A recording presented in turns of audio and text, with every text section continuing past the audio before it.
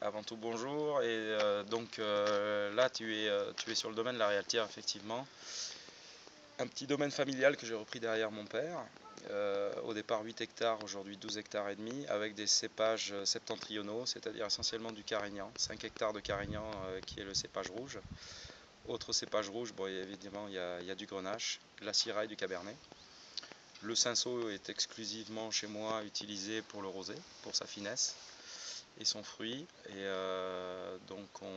Sur 12 hectares et demi, on produit 45 000 bouteilles, ce qui donne un rendement de l'ordre de 27-28 hecto-hectares suivant les années.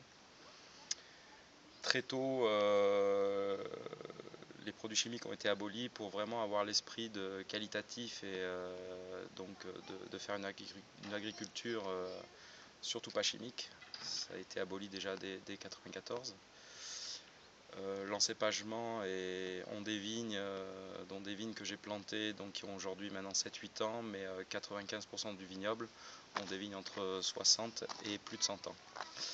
Donc c'est vraiment un réel patrimoine, notamment quand on parle du carignan blanc pour Cantegaou, qui est le vrai patrimoine. Donc l'idée est de faire des vins, vraiment des vins de terroir, avec tout ce que ça peut comporter, donc le travail du vigneron certes, le climat. Ici on est en Cotodex, on est sur l'extrême est de l'appellation Cotodex, même si on est situé dans le Var.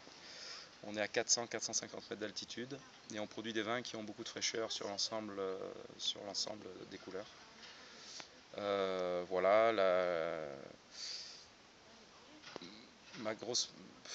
l'envie de faire toujours des vins beaucoup plus propres, beaucoup plus digestes passe par une grosse viticulture.